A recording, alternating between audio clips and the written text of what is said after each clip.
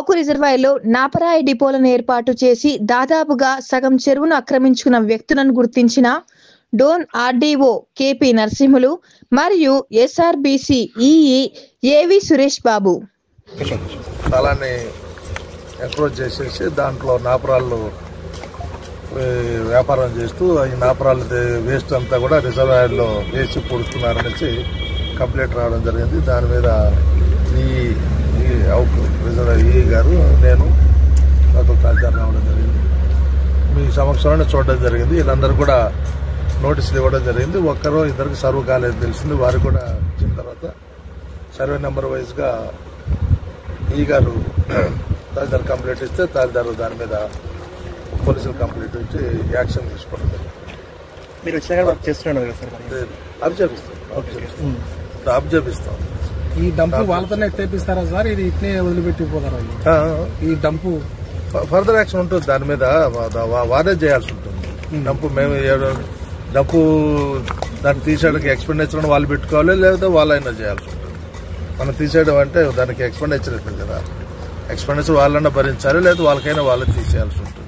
ఎవరు place occupy చేసుకు ఎవరు కడుతున్నారు వాళ్ళకి సంబంధించిన వేస్టేజ్ అంతా వాళ్ళే తీయాల్సిన బాధ్యత ఉంటుంది.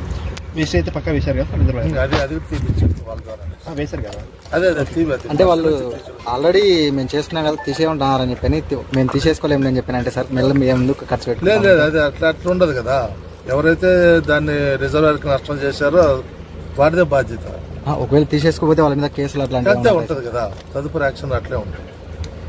ఎన్ని రోజుల వరకు వీళ్ళకు టైం ఇచ్చినారు సార్? ఫర్దర్ ఇప్పుడు నోటీసులు ఇష్యూ చేశారు. ఫర్దర్ గా మనకు రిటర్న్ గా ఈ గారు ఇస్తారు తహసీల్దార్ గారికి. దాని మీద మళ్ళీ ఫర్దర్ యాక్షన్ ఉంటుంది. సార్ ఈసారి గారు చెప్పినట్లు గన్లు ఓనర్లు కూడా చెప్పలేకపోతున్నారు కదా మన రెవెన్యూ డిపార్ట్మెంట్. ఇప్పుడు ఇచ్చారు కదా నేమ్స్ ఇచ్చారు కదా, ఉన్నాయి కదా నేమ్స్. ఒక్కరికి సర్వ్ కాలేదని చెప్పారు, అతను కూడా నోటీస్ సర్వ్ చేసి అందరి మీద యాక్షన్ ఉంటుంది. ఈ సర్వే నెంబర్ వైజ్ గా వాళ్ళకి సర్వే నెంబర్ వైజ్ తెలియదు. ల్యాండ్ అయితే వావుకు రిజర్వాయర్దే ల్యాండ్. సర్వే నెంబర్ వైజ్ గా ఏ పర్సన్ ఏ సర్వే నెంబర్ లో చేస్తున్నారో రెవెన్యూ వాళ్ళు ఇస్తారు, చెప్తారు. మొత్తం ఎంతమందిని గుర్తించినారు సార్ ఈ అక్రమంగా ఈ డిపోలో పెట్టే వాళ్ళ పేర్లు? 15 మెంబర్స్. అంత అవుకోవాలి సార్? చర్లపల్లె.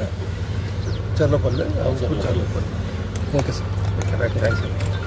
సార్, ఏరియాలో కొంతమంది ఈ గనులు దాంట్లో ఉండే వేస్ట్ మెటీరియల్ అంతా ఇట్లా వేయడం జరిగింది. ఇది అంటే మా స్థలం ఎంతవరకు ఏముందని ఒకసారి రెవెన్యూ అథారిటీని మేము కన్సల్ట్ అయ్యాము. వాళ్ళంతా ఒకసారి ఇన్స్పెక్ట్ చేసేసి ఎందుకంటే title of the land they are the custodians కాబట్టి వాళ్ళ ద్వారా మేము చేసుకున్నాము. వాళ్ళు కొంత నోటీసులు ఇచ్చారు.